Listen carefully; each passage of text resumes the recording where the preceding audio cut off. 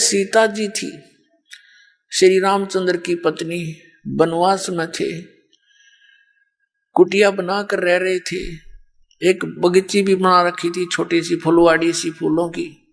तो उसमें एक ऐसी कोई घटना घटी इनके साथ, वो लंबी कहानी है, या नहीं बताऊंगा। तो उन्होंने एक रेखा खींच दी थी झोपड़ी के चारों तरफ, और सीता से कह दिया था लक्ष्मण जी ने कि माता, वो बड़ी भाभी थी, उसको माता के तुल डील करता था कि आप जी इस रेखा से बाहर ना जाना, जब तक आप इस रेखा में रहोगी आपको कोई हानि नहीं कर सकता, ना जंगली जानवर कर सकता, ना कोई दानव कर सकता, राक्षस नहीं कर सकता। और वो दोनों भाई फिर मृग के पीछे चले गए थे। एक स्वर्ण मृग दिखाई दिया था, सीता ने कहा था इसको लाओ, किसी तरह लाओ। अब दोनों भाई चले गए उस सीता के कहने से। पीछे से रावण, लंका का राजा, एक साधु वेश बना के वहां आया, सीता को उठाने के उद्देश्य से, अपहरण करने के उद्देश्य से। और जो ही वो निकट गया, उसने कहा कि माई भिक्षा देना। तो सीता ने कहा आ जाओ महाराज, कुटिया के निकट आकर ले जाओ। वो जो ही आगे को बढ़ा, रेखा के निकट आते उसमें से अग्नि की लपट निकली। 10 कदम पीछे रावण भाग कर गिरा और कहा कि तुम साधु संतों के साथ ऐसा व्यवहार करते हो, भिक्षा देनी है तो बाहर आकर दे दे।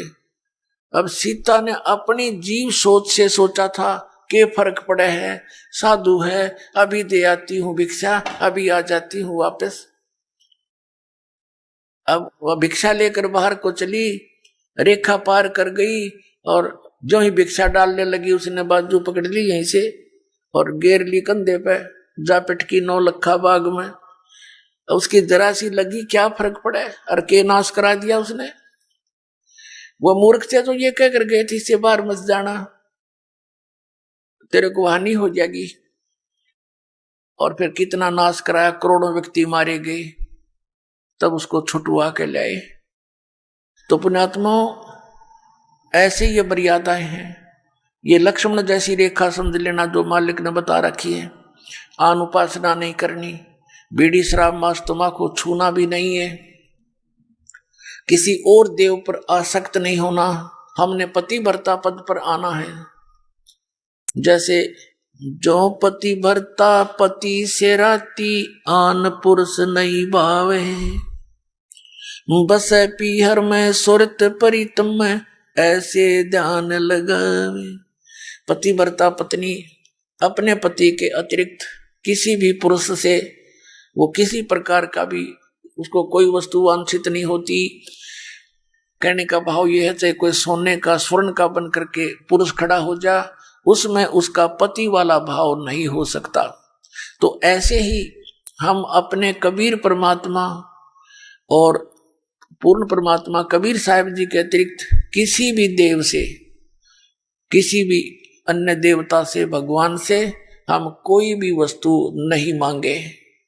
यदि उनकी तरफ जरा सा भी ध्यान हमारा गया कि ये इससे अर्ज करो मुझे ये वस्तु दे दे, तो हम पतिव्रता पद से गिर गए। क्योंकि जो परमात्मा ने साधना बताई है उससे ये अपने आप देंगे। कैसे देंगे? एक कैसा दे सब सदे, सब साधे सब जावे, माली सींचे मूल को, फले फूले अगाए। एक कैसा दे सब सदे, और सब साधे सब जावे। और माली यानी बुद्धिमान व्यक्ति, माली का अर्थ है जो बाग के पूरे प्रोसेस से परिचित होता है, उसको समझदार व्यक्ति यानी अपने जॉब का मास्टर। तो वो माली सींचे मूल को, माली सींचे मूल को, फले फूले अगाए। तो पुण्यात्माओं, आज जो प्रसंग चल रहा था पहले उसको पूरा करते हैं कि जैसे ये सभी काल के पंथ हैं, और ये नाम सभी काल के देते हैं। पांचों नाम जैसा आपको घट रामायण में दिखाया था, पांचों नाम काल के जानो, पांच नाम जीव जब भाखा और छठवां नाम गुप्त कर रखा, इन द्वारा छठवां नाम भी कोई नहीं। और फिर नीचे बताया है कि आदि नाम और सतनाम। आदि नाम ले काल गिराऊं, सतनाम ले जीव उभारी, अस चल जाऊं पुरुष दरबारी। सतनाम ये 2 अक्षर का मंत्र है, जिसमें एक ओम है, एक तत् है। श्रीमद् भगवद गीता अध्याय नंबर 17 के श्लोक नंबर 23 में लिखा है, ओम तत्सत इति निर्देश ब्रह्मण त्रिविद समर्थ है। ब्रह्मणे माने सच्चिदानंद घन ब्रह्म के पाणी का एक ओम तत्सत, केवल यही मंत्र है, नथिंग एल्स। पूरी श्रीमद् भगवद गीता के अंदर केवल 2 स्थानों पर नाम के विषय में जानकारी है। एक तो 8वें अध्याय के 13वें श्लोक में, वो तो गीता ज्ञानदाता ये ब्रह्म है, श्री कृष्ण जी में बोल रहा है। वो कह रहा है कि ओम इति एकाक्षरम ब्रह्म व्यवहारण माम अनुसमरण ये प्रियाति तजन देहम सयाति परमाम गति। मुझ ब्रह्म का केवल एक ओम मंत्र है, ओम अक्षर, नथिंग एल्स। और जो इसको अंतिम श्वास तक भक्ति करता हुआ शरीर छोड़कर जाता है तो उससे परम गति को प्राप्त होता है। कौन सी परम गति? जो ओम से परम गति हो सकती है। ओम से कौन सी गति होती है? ब्रह्मलोक प्राप्ति होती है। ब्रह्मलोक में गए हुए प्राणी भी वापस आते हैं, 8वें अध्याय के 16वें श्लोक में लिखा है। और गीता ज्ञानदाता 2 अध्याय के 12वें श्लोक में, 4 अध्याय के 5वें और 9वें श्लोक में, 10वें अध्याय के 2 श्लोक में गीता जी में कहता है, अर्जुन तेरे और मेरे बहुत जन्म हो चुके हैं, तू नहीं जानता मैं जानता हूं। तो इसी सिद्ध है कि ब्रह्म का मंत्र का जाप करने वाले भी जन्म मृत्यु के दीर्घ रोग में ही ग्रस्त रहते हैं। फिर 17वें अध्याय के 23वें श्लोक में बताया कि उस सच्चिदानंद घन ब्रह्म की साधना। कौन से सच्चिदानंद घन ब्रह्म?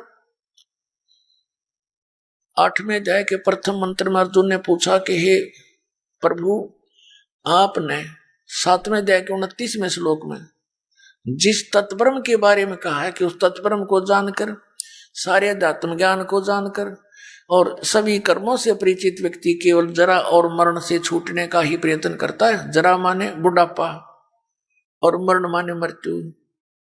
तो 8वें अध्याय के प्रथम श्लोक में पूछा फिर किम तत्ब्रह्म, वो तत्ब्रह्म क्या है, अध्यात्म क्या है और ये कर्म क्या है। 8वें अध्याय के 3 श्लोक में गीता ज्ञानदाता ने कहा वो परम अक्षर ब्रह्म है, वो गीता ज्ञान दाता से अन्य है। और 4 अध्याय के 32 और 34 श्लोक का ये निष्कर्ष है कि बताया है कि जो धार्मिक अनुष्ठानों की जानकारी है वो सच्चिदानंद घन ब्रह्म की वाणी में विस्तार से कही गई है। ब्रह्मणे मुखे शब्द है मूल पाठ के अंदर 4 अध्याय के 32वें श्लोक में। तो मूल पाठ में है ब्रह्मणे मुखे। इन्होंने अनुवाद गलत कर दिया, वहां पर गीता अनुवादकर्ताओं ने वेद की वाणी कर दिया। अरे भले आदमियों, ब्रह्म माने वेद होता है, ब्रह्म माने तो भगवान होता है जैसे, और वेद उसका संविधान है। जैसे राजा और संविधान में जो अंतर है, राजा का अर्थ कोई संविधान करता है तो कितना बुद्धिमान होगा, कति मूर्ख है। तो ब्रह्मणे मुखे माने सच्चिदानंद घन ब्रह्म ने अपने मुख कमल से जो ज्ञान उच्चारण किया वो सूक्ष्म वेद है, जो कबीर परमेश्वर ने अपनी वाणी में बोला और धर्मदास जी ने लिपिबद्ध किया, उसको सूक्ष्म वेद कहते हैं, कबीर वाणी है वो। तो यहाँ कहा 4 अध्याय के 32वें श्लोक में और 4 अध्याय के 34वें श्लोक में कि वो तत्व ज्ञान है जो 32 में बताया।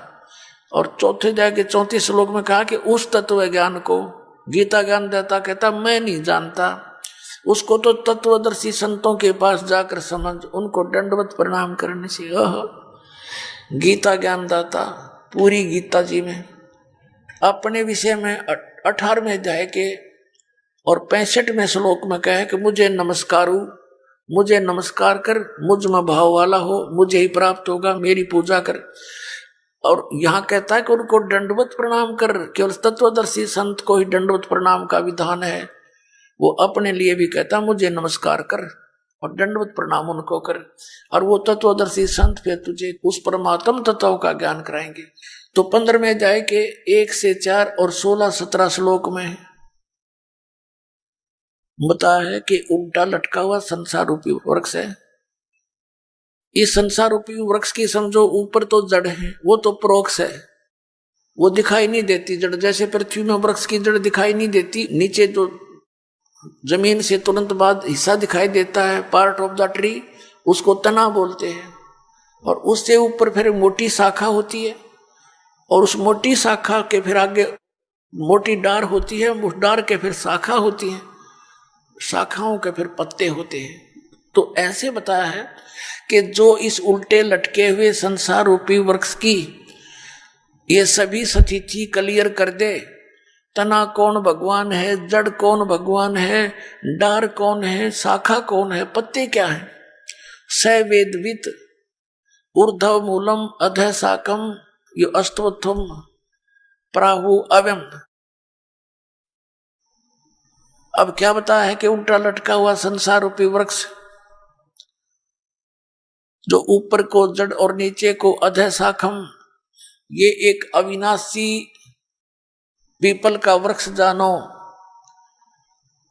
और छंदासी यस्य पर्णानी, यानी इसके पत्ते आदि जो छंद हैं, ये तम वेद स वेदवित, जो इसको जानता है, इस सभी छंद को, छंद माने विभागों को, टुकड़ों को, हिस्सों को, जो इस संसार रूपी वृक्ष के सभी भागों को, विभागों को जानता है, स वेदवित, वो तत्वदर्शी संत है।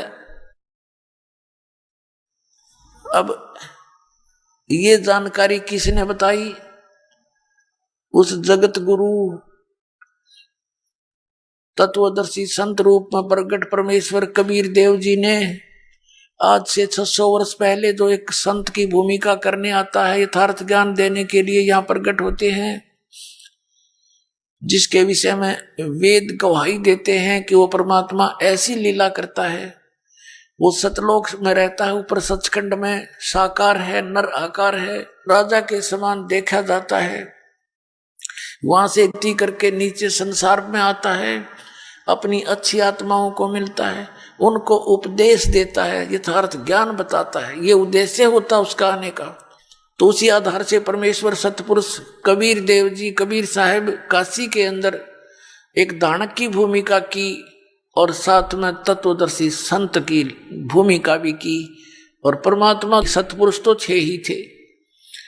तो उन्होंने बताया था अक्षर पुरुष एक पेड़ है, सरपुरुष वाकी डार। अब सीधे शब्दों में समझाए दास आपको, अक्षर पुरुष एक पेड़ है और सरपुरुष वाकी डार, और तीनों देवा शाखा हैं ये पात रूप संसार। उस परमात्मा ने 600 वर्ष पहले बताया था कि उल्टा लटका हुआ संसार रूपी वृक्ष है, इसके ऊपर को जड़ है, वो तो गुप्त है, जो तना दिखाई देता है वो तो समझो अक्षर पुरुष। ये जैसे गीता जी अध्याय नंबर 15 के श्लोक नंबर 16 और 17 में 3 पुरुष हैं, एक सरपुरुष, एक अक्षर पुरुष। इनके विषय में बताया 16वें श्लोक में कि ये दोनों नासवान हैं, इनके अंतर्गत जितने प्राणी हैं वो भी नासवान है, जीवात्मा किसी की नहीं मरती। तो ये सरपुरुष है 21 ब्रह्मांड का स्वामी प्रभु, और अक्षर पुरुष है यू 7 संख ब्रह्मांड का प्रभु। और फिर बताया है 17वें श्लोक में 15वें अध्याय के में गीता जी में कि उत्तम पुरुष है तू अन्य है, परमात्मा इति उदारत है, ये लोग चरम आवी से विभर्ती अवे ईश्वर है। ये बताया है कि 15वें अध्याय के गीता जी के 17वें श्लोक में कहा कि जो 16वें श्लोक में जिन 2 पुरुषों के विषय में कहा है उनसे कोई अन्य है, वो उत्तम पुरुष। उत्तम पुरुष माने श्रेष्ठ परमात्मा, जिसको परमात्मा कहा जाता है। और ये लोग चरमावी से विवर्ती, जो तीनों लोकों में प्रवेश करके सबका धारण पोषण करता है, वो है अव्यय ईश्वर, वो अविनाशी परमेश्वर है। अपनात्मा गीता के अध्याय नंबर 8 के श्लोक नंबर 3 में भी यही प्रमाण दिया है कि वो परम अक्षर ब्रह्म है, वो गीता ज्ञान दाता से अन्य है। अब जैसे उल्टा लटका हुआ संसार रूपी वृक्ष है, उसकी मूल तो आदि पुरुष परमेश्वर है, परम अक्षर ब्रह्म है, और अक्षर पुरुष तना है, सरपुरुष उसकी डार है, और तीनों देवा रजगुण ब्रह्मा सतगुण विष्णु तम गुण शिव जी ये शाखा है। आगे पात रूप संसार है। अब परमात्मा ने ये जानकारी स्वयं आकर दी थी, जो दास आज आपको सब सदग्रंथों से मक्खन निकाल निकाल कर अपने बच्चों को खिला रहा है। उनको अब ध्यान से ग्रहण करना बहुत बुद्धिमान मानव है। संकेत को भी समझ लेना चाहिए। छोटे छोटे बच्चे इतने बड़े बड़े कंप्यूटरों को चला लेते हैं, इतनी मोटी मोटी किताबों को 10-10 को याद करते हैं, ये छोटी सी बात। वो जो आप अन्य पढ़ाई पढ़ रहे हो वो भी अच्छी बात है, क्योंकि उसके बिना ये भगवान का ज्ञान समझ में आवे नहीं। लेकिन वो तो पेट तक सीमित है, कल मृत्यु हो जाए वो कुछ काम ना आवे। और ये हमारे सदा काम आओगे, यहाँ भी मृत्यु नहीं होने दे, साथ रहेगा भगवान की भक्ति। तो ये प्रथम होनी चाहिए थी हमारे लिए। ये हमने ये तो कति रद्दी के टोकरे में डाल रखी है, जो 1 नंबर का काम था, ये बिना ज्ञान के। अब उस परमात्मा ने बताया है इसमें, एक तो ये कंसेप्ट क्लियर कर दिया कि तत्वदर्शी संत की क्या पहचान है, जो उल्टे लटके हुए संसार रूपी वृक्ष के सभी छंद विभाग बता देगा। सवेदवित, वो वेद के तात्पर्य को सही जानता है, वो तत्वदर्शी संत है। तो वो तत्वदर्शी संत स्वयं परमेश्वर थे, या उसके बाद जो महापुरुष उनके संपर्क में आए, परमात्मा से परिचित हुए, उनको भी यही ज्ञान और नाम प्राप्त हुआ था। वो कौन कौन महापुरुष हैं जो दास के नोटिस में है, नॉलेज में है? आदरणीय धर्मदास साहिब जी, आदरणीय मुल्कदास साहिब जी, आदरणीय दादू साहिब जी, आदरणीय नानक साहिब जी, आदरणीय गरीबदास साहिब जी, गांव छुड़ानी, जिला जज्जर हरियाणा वाले, आदरणीय घीसा दास साहिब जी, गांव खेखड़ा, जिला मेरठ उत्तर प्रदेश वाले। इनको तो परमात्मा सीधे मिले थे, सचखंड दिखाया था, अपने सतलोक से परिचित कराया। ये वास्तविक नाम उनको दिया कि तुम जाप करो इस मंत्र का, सतनाम का 2 अक्षर के का, और सार नाम भी उनको बताया। लेकिन अभी इसको किसी अन्य को, शिष्य को नहीं देना, नहीं तो नकली पंथों का ये हाथ लग गया तो बात बिगड़ जाएगी। मेरा प्रोमिस है इसके साथ, काल के साथ, के पिछली पीढ़ी में मैं हंस ले जाऊंगा, और बीच में अगर तुमने ये डिस्क्लोज कर दिया तो ये काल के दूत भी यही मंत्र दिया करेंगे। ये अधिकारी है नहीं, इससे कोई लाभ नहीं होना इन प्यारी आत्माओं को। ये भी ये सोचेंगे हमारे गुरुजी भी वही साधना देते हैं। अन अधिकारी से प्राप्त मंत्र का लाभ जाप करने से भी यूजलेस है, कोई लाभ नहीं होगा। जैसे कोई ड्राइविंग लाइसेंस ले लो, एक छोटी सी बात है, ये चालक परिणाम पत्र, ये भी अगर डुप्लीकेट हो ना, जो पकड़ा जाएगा, किसी दिन दुर्घटना हो जा इत्तेफाक से, फिर वहाँ चेक होगा कि ये डुप्लीकेट लाइसेंस था, सीधी सजा है, उसकी डबल सजा। तो इसी प्रकार इन नकलियों से डुप्लीकेट लाइसेंस भी अगर बनवा लिया जाए, यानी नाम ले लिया, तो भी अनधिकारी होने से फिर आगे मार पड़ती है इनके ऊपर। तो इसलिए उनको कह दिया था भी जिक्र नहीं करना। तो या तो परमात्मा आए थे 600 वर्ष पहले, और या इस दास को अलाउड कर दिया कि इसको सार्वजनिक करो, और ये दास भेज दिया तत्वदर्शी संत बनाकर उस परम पिता कबीर भगवान ने। अब इस दास पर रहम किया परमात्मा ने आपके लिए कि अब खोल दे सारे पिटारे को, खजाना खोल दे मेरे बच्चों के सामने। कल आपने सामने पढ़ा कि सभी पूरी सृष्टि परवानिक होई, पूरी सृष्टि का मानव इस सतनाम को ग्रहण करेगा, इसके पास कोई विकल्प नजर नहीं आओगा इस ज्ञान के आधार से, और सभी पार होएंगे, सभी सतलोक जाएंगे। इसलिए इंतजार किया, आए हैं सो जाएंगे राजा रंग फकीर, एक सिंहासन चढ़ चले एक जूड़े जा जंजीर। जो भक्ति सत नहीं करते हैं तो डुप्लीकेट संतों के पास करते हैं, वो तो बुरी दुर्गति होकर मरेंगे। और आप जी ऐसे जाओगे जब मृत्यु होगी, आपको नहीं पता मर गए, आपके साथ सभी भगत दिखाई देंगे, एक स्वप्न सा होगा, और जहाज में बैठ कर जा रहे होगे, और सतलोक में जाकर आपको पता लगेगा हम यहाँ आ गए।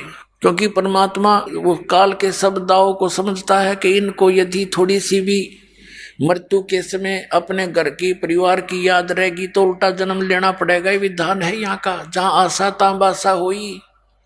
इसलिए परमात्मा एक तो ज्ञान से आपको परिपूर्ण कर देगा कि सपने में भी यहाँ की किसी वस्तु की इच्छा मत करना, क्योंकि आपकी मृत्यु होनी डेफिनेट है। यह तो सब ना पता है, तो यूनिवर्सल ट्रूथ है। और जब आपकी मृत्यु होगी तो आपका जन्म इस घर में तो हो नहीं सकता, और हो गया तो अन्य रूप में होगा। फिर आपको यहाँ मिलेगा क्या? मान लो पशु बन गया, पक्षी बन गया, तो उन्हें जूते खाने हैं। तो अब अपने बच्चों का करके परवरिश, इनको नाम पर लाओ, ये भी भगवान हवाला हो, ये भी इनकी रक्षक आप होगा परमात्मा। हम रक्षा कितनी कर सकते हैं अपने बच्चों की? बच्चा स्कूल में गया है, हम घर बैठे, हम क्या रक्षा करेंगे उनकी? रास्ते में दुर्घटना हो जाए, कोई और भी अटैक हो जाए बीमारी का, तो वो मालिक से जोड़ देने से वो परमात्मा अपने बच्चे के ऊपर कवच डाल देता है, कवच। तो जिस कार्य को जीव नहीं कर सकता पीव किया करते हैं, तो हम पीव की शरण लेंगे सब। तो फिर अपना या मन से हटा ले कति के भगवान सपने में भी ना दोबारा जन्म हो जाए ऐसे गंदे लोक में। अब पुणात्मा हम फिर उसी प्रसंग पर आते हैं। इसमें ये पहचान भी बताई है परमात्मा ने। अब इस दास को दिया हुआ ज्ञान 600 वर्ष पहले अपनी अमृतवाणी में लिखा हुआ था, और परमात्मा ने कहा था धर्मदास तो लाख दुहाई, ये मूल ज्ञानी बकित बार न जाई।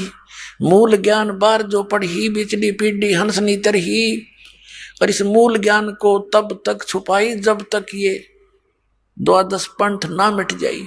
अब ये सारे पंथ मुरझा जाएंगे, ये कति खत्म हो जाएंगे। राधा स्वामी, धन धन सतगुरु, जय गुरुदेव पंथ, ब्रह्मा कुमारी और ये निरंकारी, ये सारे देखना, सतपाल का पंथ, ये सुधांशु का पंथ, ये ब्रह्मा विष्णु महेश को ये सर्वशक्तिमान बताते हैं, आसाराम जैसे ये बेकार दुनिया को। अब ये कति खत्म हो जाएंगे। कैसे होंगे?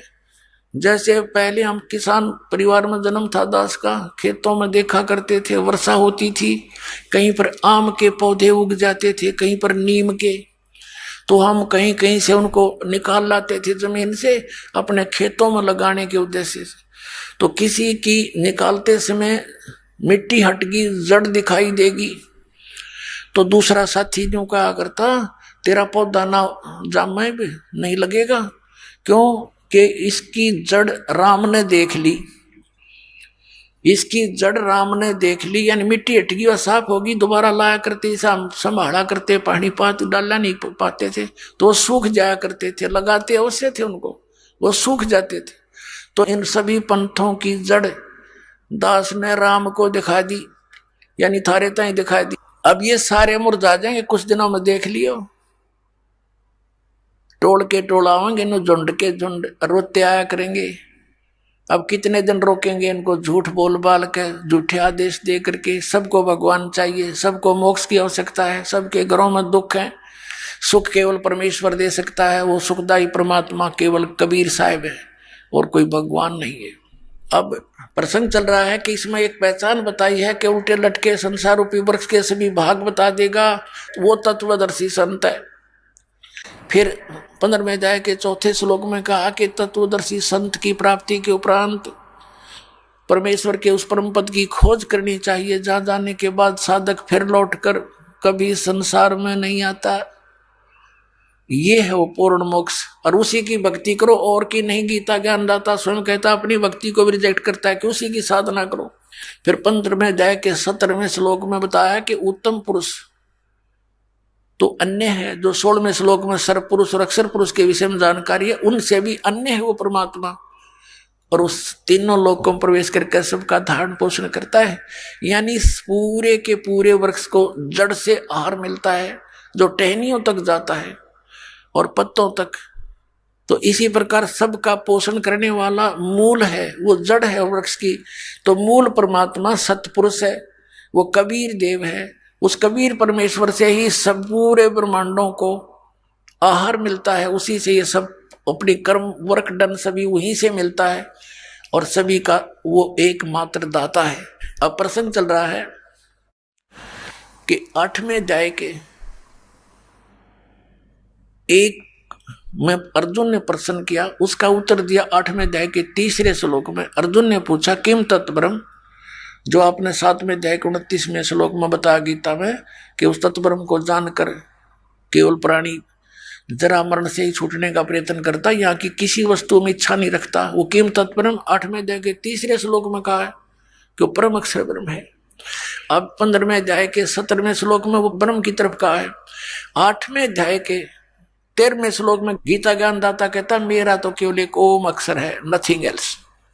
फिर 17वें अध्याय के 23वें श्लोक में बताया है कि उस परम अक्षर ब्रह्म के पाने का ओम तत्सत इति निर्देश ब्रह्मण त्रिविध समर्थ है। उस सच्चिदानंद घन ब्रह्म यानी परम अक्षर ब्रह्म की साधना का, उसके पाने का ये ओम तत्सत केवल यही मंत्र है, नथिंग एल्स। और इसकी 3 त्रिविध समर्थ है, ये 3 प्रकार से सिमरण विधि है इसकी। और इस दास के अतिरिक्त 21 ब्रह्मांड में इस नाम से परिचित नहीं है कोई प्राणी। तो कितने संत पड़े फिरते नकली, इनके पास खक नहीं है, ये समाज के जीवन नाशक है। जिनके पास ये सतनाम और सारनाम है, ये 3 मंत्र का नहीं है, तो साधना भी व्यर्थ है। तो इसमें जैसे आपको बताया, एक साधना होती है, एक पूजा होती है। हम पूजा करते हैं मूल की, हम पूजा करते हैं उस परम पिता परमेश्वर सत्य पुरुष की, कबीर देव की, यानी संसार रूपी वृक्ष के जड़ की सिंचाई करते हैं, पूजा करते हैं, सेवा करते हैं। इससे हमें सर्व लाभ होंगे। और ये लाभ देगा कौन हमें? ये ब्रह्मा विष्णु महेश देंगे। जैसे किसी को पता हुआ कि मैंने सेब खाना है, तो सेब मिल रहा है कैसे? ये तो पता लग गया मार्केट में है, मार्केट में घूमे जाओ और देखो सेब ने, मिल नहीं सकता। आपकी जेब में पैसे हों, इतने पैसे हों जिससे सेब मिले, आम मिले, तो उसके लिए प्रोसीजर क्या है? उसके लिए मजदूरी करनी पड़ेगी आपने। वो मजदूरी साधना है। और पूजा आम खाने की है, यानी सेब प्राप्ति है। सेब की पूजा कर रहे हैं हम और साधना कर रहे हैं मजदूरी। वहां से पैसे मिलेंगे, जाओ मंडी में, अल्लाह भाई सेब दे, पैसे दे, सेब लो। तो ऐसे हम इस 3 मंत्र की जो जाप है या मजदूरी है, ये जाप करना है। और पूजा हम सतपुरुष पाने की, सतलोक में जाने की, वो पूजा है हमारी। तो ये पूजा नहीं इनकी। अब गीता अध्याय नंबर 8 के श्लोक नंबर 5 और 7 में गीता ज्ञानदाता कहता है, मेरी भक्ति कर, मुझे ही प्राप्त होगा। युद्ध भी कर, युद्ध से भयंकर और बुरा काम कोई नहीं, सबसे घटिया अशांतिदायक। और कहते हैं युद्ध भी करना पड़ेगा, मेरी शरण में रहेगा तो भाई। और मेरा ओम नाम है, 8वें अध्याय के 13वें श्लोक में बता दिया। और मेरे ही पास रहेगा तो मेरी साधना कर, मुझे ही प्राप्त होगा। युद्ध तो करना पड़ेगा, शांति नहीं। फिर इसलिए 8वें अध्याय के 6ठे श्लोक में कहा कि अर्जुन, ये नियम है, अंत समय में जो जिसके भी भाव में भावित रहता है उसी को प्राप्त होता है। इसी सूक्ष्म वेद में परमेश्वर ने कहा कि जहां आशा तहां बासा होई, और मन कर्म वचन सुमरियो सोई। अब जैसे ब्रह्म आस्था रहेगी तो ब्रह्म के पास चले जाएंगे, देवताओं में आस्था रहेगी तो देवताओं के पास चले जाओगे, भूतों में आस्था पूजा करी तो भूतों के पास पहुंच जाओगे। तो ऐसे बताया है। फिर बताया है 8वें अध्याय के 8, 9, 10 श्लोक में कि उस परम अक्षर ब्रह्म की साधना करेगा तो उसको प्राप्त होगा। उस भक्ति की शक्ति से उस परम दिव्य पुरुष यानी परम अक्षर ब्रह्म सतपुरुष को प्राप्त होगा। उसके नाम की साधना करने से, वो नाम बता दिया 17वें अध्याय के 23वें श्लोक में, उसके पाने का तो यू ओम भी उसके अंदर इंक्लूड है, मेरे वाला भी। ये साधना है उसके पाने की, या मजदूरी है उस आम के खाने की। ये पूजा नहीं है, इन मंत्रों की पूजा नहीं करे, ये तो हमारी मजदूरी है। ये तो बोक की और पाइप है, जिसने ठोक ठोक का पानी तक पहुंचावांगे और हैंड पंप लगा कर अपना पानी पीवांगे। ये तो विधि है इसको पाने की। अब ये है वो तरीका परमेश्वर के पाने का, उस जल पानी नीर को पाने का, अकाल मूर्त सब स्वरूपी राम को पाने का। अब प्रसंग ये भी चला था कि हम एक सह परिवार में रह रहे हैं,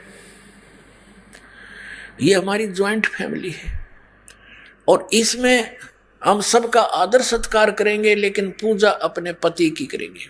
फिर क्या बताया कि एक के साथ सब सद है, हम एक की पूजा करेंगे, जड़ की, मूल की, उसके साधने से, उसकी साधना करने से सब सद है।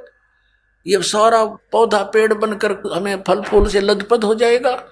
जैसे आप आम का पौधा लाए नर्सरी से, उसको कैसे बीजोगे? गड्ढा बनाओ जमीन में और उसकी जड़ को जमीन में गाड़ो, और फिर उस जड़ की पूजा शुरू करो, सिंचाई शुरू कर दो, तो धीरे धीरे धीरे धीरे पौधा पेड़ बन जाएगा।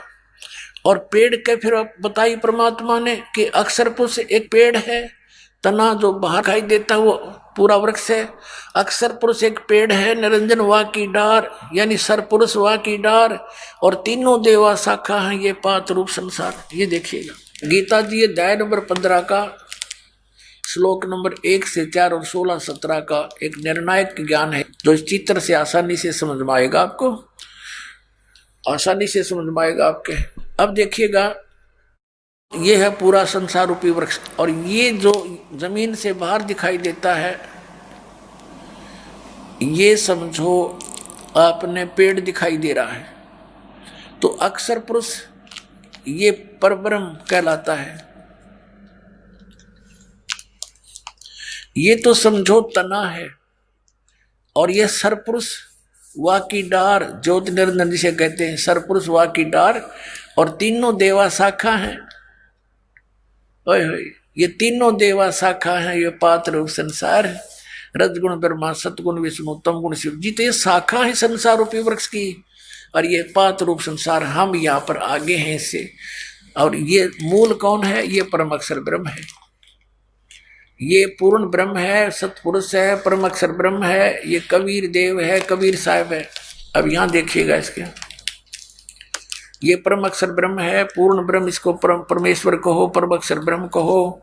ये जड़ पूरे संसार का मूल है जिससे सबको आहार प्राप्त होता है। और ये नीचे तीनों गुण रूपी रजगुण ब्रह्मा, सतगुण विष्णु, तम गुण शिव जी रूपी ये शाखा है। अब यहाँ परमात्मा ने अपनी अमृतवाणी में कहा था, कबीर अक्षर पुरुष एक पेड़ है, निरंजन वा की डार, सरपुरुष निरंजन कहो, सरपुरुष कहो, और तीनों देवा शाखा हैं भाई पाते रूप संसारी। अपने आत्मा हमने एक कैसा दे सब सदै सब साध्य सब जावे, शास्त्र विदिता का मनमानी पूजाएं शुरू कर दी हमने, ब्रह्मा विष्णु महेश की साधना शुरू कर दी। कोई ज्यादा से ज्यादा मुश्किल से ब्रह्म की साधना तक पहुंचते हैं। अभी तक ये ऋषि मैं ऋषि, तो ये सारी शास्त्र विरुद्ध साधना इनकम्प्लीट साधनाएं थी, जिस कारण से इनका मोक्ष नहीं हुआ, इनको प्रभु प्राप्ति हुई नहीं, फल प्राप्ति हुई नहीं, इनके जीवन नष्ट हो गए। तो क्या किया इन्होंने? जैसे हमने पौधा कैसे बीजना चाहिए देखिएगा, हमने पौधे को गड्ढा बना के और ऐसे बीजना था, और फिर इसकी पूजा करनी थी, जड़ की पूजा करनी थी। हम पानी डाल रहे हैं इसमें, तो ये सारा जड़ से मूल से आहार पूरा तना में, ये अक्षर पुरुष में, अक्षर पुरुष से डार ज्योति निरंजन सरपुरुष में, ब्रह्म में, और ब्रह्म से यानी सरपुरुष से फिर तीनों शाखाओं में रजगुण ब्रह्मा, सतगुण विष्णु, तम गुण शिव जी में, और फिर यहाँ इन टहनियों का फल लगने थे। अब हमने क्या कर दिया, टहनियों का फल लगे देखकर इन की पूजा शुरू कर दी। ये देखिएगा हमने ऐसी पूजाएं शुरू कर रखी हैं। ये है शास्त्र विदिता कर मनमाना आचरण, उल्टा बीजा हुआ पौधा। तो परमात्मा कहते हैं, एक कैसा दे सब सदे, सब साधे सब जावे, माली सींचे मूल को, फले फूले ए गोई। हम ऐसे कर रहे हैं, ब्रह्मा विष्णु महेश की पूजा करते हैं। परमात्मा ने कहा था, तीन देव की जो करते भक्ति, उनकी कदे ना होवे मुक्ति। गुण तीनों की भक्ति में ये भूल पड़ो संसार, कहे कबीर निज नाम बिना कैसे उतरो पार। अब परमात्मा ने यही कहा था, और दास भी यही प्रार्थना करता है। कई भक्त कहते हैं, जो प्रथम बार हमारे भक्तों से सुनते हैं तो एकदम नाराज हो जाते हैं कि तुम्हारे गुरुजी तो ब्रह्मा विष्णु महेश की साधना छुड़वाते हैं, हम नहीं सुनते उनकी बातों को, हमें बड़ा ठेस पहुंचता है। भले पुरुषों, पूरा ज्ञान सुनो, अच्छा लगे तो ग्रहण करो। एक सेंटेंस सुन लेने से पूरा कंप्लीट ज्ञान नहीं होता। तो इस प्रकार दास क्या कहता है कि तुम इस ब्रह्मा विष्णु महेश की पूजा करते हो, टहनियों की पूजा कर रहे हो, जिस कारण से आपका भक्ति रूपी पौधा सूख गया, कोई लाभ आपको प्राप्त नहीं होता। ये दास क्या कहता है, किसी को छोड़ना नहीं। ब्रह्मा विष्णु महेश को हम छोड़ नहीं सकते, क्योंकि ये संसार रूपी वृक्ष की वो शाखा है जिनका फल लगेंगे। अब क्या बताया है गीता जी अध्याय नंबर 3 के और श्लोक नंबर 10 से लेकर 15 तक स्पष्ट किया है कि इन देवताओं को तुम शास्त्र अनुकूल साधना करके इनको बढ़ाओ और यज्ञ धार्मिक अनुष्ठान करो। और यज्ञ से बढ़े हुए यज्ञ माने शास्त्र अनुकूल साधना, भक्ति कर्म, धार्मिक अनुष्ठान शास्त्र अनुकूल करने से और मूल परमात्मा को इष्ट मानकर पूजा करने से फिर ये देवता तुम्हें बिना मांगे फल देंगे। अब जैसे हम शास्त्र अनुकूल साधना करेंगे और पूर्ण परमात्मा जो सारे संसार का मूल है उसकी पूजा करेंगे, उसको इष्ट रूप में पूजेंगे, तो उससे ही सारे कर्म शास्त्र अनुकूल भक्ति कर्म बनकर ब्रह्मा विष्णु महेश्वर के पास आएंगे।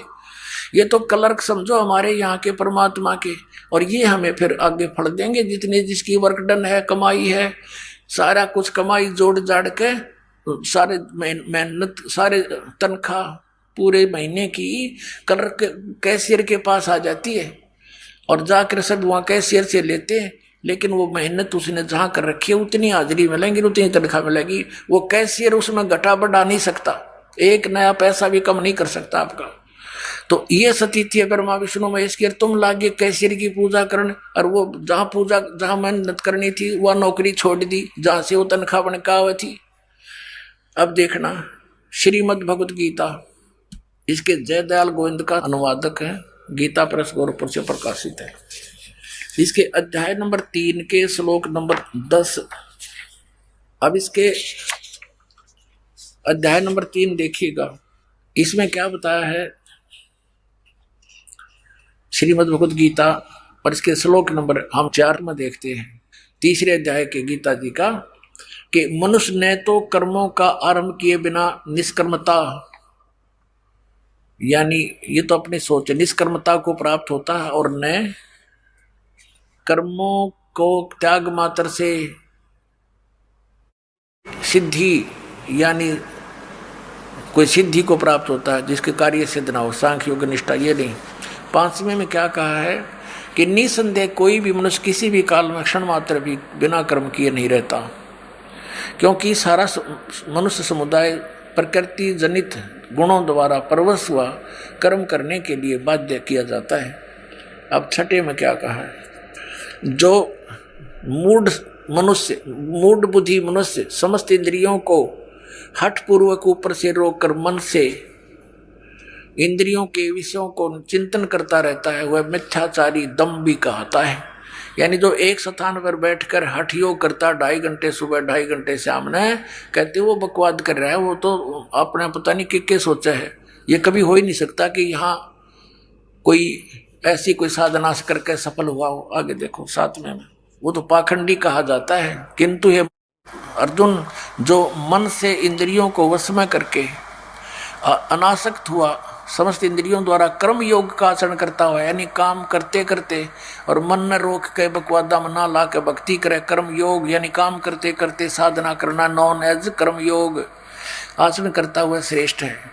8वें में कहा है कि तू शास्त्र विहित सदग्रंथों में लिखे हुए भक्ति कर्म करते हुए कर्म कर, क्योंकि कर्म न करने की अपेक्षा कर्म करना, यानी हठ योग एक जगह बैठकर समाधिस्थ होने की अपेक्षा कर्म करना, यानी काम करते करते साधना करना श्रेष्ठ है। तथा कर्म न करने से तेरा निर्वाह भी तो नहीं सिद्ध होगा, तेरा पेट कैसे पड़ेगा जब तू एक जगह बैठ के हठ योग करता रहा। फिर 9वें में कहा है कि यज्ञ के निमित्त किए जाने वाले कर्मों से के अतिरिक्त दूसरे कर्मों में लगा हुआ ये मनुष्य समुदाय कर्मों से बनता है। कहते शास्त्र अनुकूल साधना छोड़ के अन्य जो कर्म किए जाते हैं वो उनमें पाप होते हैं नरे, और उनके कारण फिर कर्मों के बंधन से बंधता चला जाता है। इसलिए अर्जुन आसक्ति से रहित होकर उस यज्ञ के निमित्त कर्तव्य कर्म कर, यानी कर्ण योग्य शास्त्र अनुकूल साधना कर। आगे देखो अब 10वें में क्या कहा है कि शास्त्र विधि अनुकूल साधना करने वाले के विषय में कहा कि प्रजापति ब्रह्मा ने कल्प के आदि में यज्ञ सहित प्रजाओं को रचकर कहा था, तुम लोग इस यज्ञ के द्वारा, यज्ञ माने धार्मिक शास्त्र अनुकूल साधना, धार्मिक अनुष्ठानों के द्वारा वृद्धि के प्राप्त हो, तुम्हें भी लाभ मिलेगा यथार्थ, और यह यज्ञ तुम लोगों को इच्छित भोग देने वाला होगा, शास्त्र अनुकूल साधना। 11वें में कहा है कि इस यज्ञ के द्वारा देवताओं को उन्नत करो और वो देवता तुम लोगों को उन्नत करें। इस प्रकार निस्वार्थ भाव से एक दूसरे को उन्नत करते हुए तुम लोग परम कल्याण को प्राप्त हो जाओगे। फिर 12वें में कहा है कि यज्ञ के द्वारा बढ़ाए हुए देवता, यज्ञ के द्वारा बढ़ाए हुए देवता तुम लोगों को बिना मांगे ही इच्छित भोग निश्चय ही देते रहेंगे, और इस प्रकार उन देवताओं के द्वारा दिए हुए भोगों को जो पुरुष इनको बिना दिए, यानी शुभ कर्मों से प्राप्त, शास्त्रों को साधना से प्राप्त धन का आगे फिर भक्ति में नहीं, धर्म नहीं करता, तो बिना दिए ही तो स्वयं ही भोगता है, वह तो चोर ही है, सतेन है। अब फिर आगे निष्कर्ष बताता हूं, थोड़ा फिर क्लियर करेंगे। 13वां है, यज्ञ से बचे हुए अन्न को खाने वाले श्रेष्ठ पुरुष सब पापों से मुक्त हो जाते हैं। जो पापी लोग, यानी जो साधना नहीं करते, दान धर्म नहीं करते, वे अपना शरीर पोषण के लिए ये अन्न पकाते हैं, वे तो पाप को ही खाते हैं। अब 14 और 15 में क्या स्पष्ट किया है, यहां लिखा है, ये 14 और 15 इकट्ठा ही है। संपूर्ण प्राणी अन्न से उत्पन्न होते हैं। अन्न की उत्पत्ति वृष्टि यानी वर्षा से होती है, वर्षा यज्ञों से होती है, और यज्ञ शास्त्र विहित कर्मों से उत्पन्न होने वाले हैं, यानी शास्त्र अनुकूल साधनाओं से सही भक्ति कर्म बनते हैं। और कर्म समुदाय को कर्म को ब्रह्म उद्भव, इन्होंने ब्रह्म का अर्थ वेद कर दिया, उद्भव माने उत्पन्न। यहाँ लिखना था ये कर्म, हम काल के लोक में, ब्रह्म के लोक में फंसे तो हमने ये कर्म करने पड़े, इनके बिना मोक्ष और साधना नहीं बन सकती। इसका भाव ये है कि ये कर्म समुदाय को तू इस ब्रह्म से उत्पन्न जान, इस काल के द्वारा ये कर्म विधि विधान बनाया गया है यहाँ का, और ब्रह्म का अर्थ ने वेद कर दिया। नहीं, यहाँ लिखना था ब्रह्म को, यानी सर्वपुरुष को अविनाशी परमात्मा से उत्पन्न हुआ जान। अक्षरम अक्षर उद्भवम, यानी इस ब्रह्म को, ये गलत लिखा है इन्होंने, ब्रह्म लिखना था, ब्रह्म को, सर्वपुरुष को अविनाशी परमात्मा से उत्पन्न हुआ जान।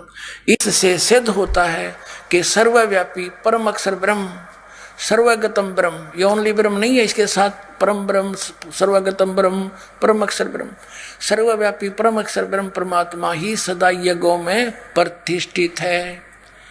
सभी यज्ञों में वो परम अक्षर ब्रह्म ही इष्ट रूप में पूज्य है, सबका वही प्रतिष्ठित है, पूज्य है। अब ये दास आपको फिर बताएगा, इसको जब समझ में आओगी, क्योंकि आप विद्यार्थी हो, ये दास इसका आध्यात्मिक टीचर है, और टीचर वही होता है जो बच्चों को उंगलियां पे गिनवा दे और पूरा सिलेबस याद करा दे। सिलेबस से बाहर जो पढ़ाता वो उनका नाशक है जीवन का। अब आपने देखा कि संसार रूपी वृक्ष की हम जड़ की पूजा करेंगे तो बड़े होगा पेड़, बड़ा होकर टहनिया का फल लगेंगे, तीनों देवताओं के, रजगुण ब्रह्मा, सतगुण विष्णु, तम गुण शिव जी के। अब इसमें क्या बताया है 3 अध्याय में 10वें 11वें श्लोक में कि तुम शास्त्र अनुकूल साधना करो जिससे तुम्हें बहुत लाभ मिलेगा।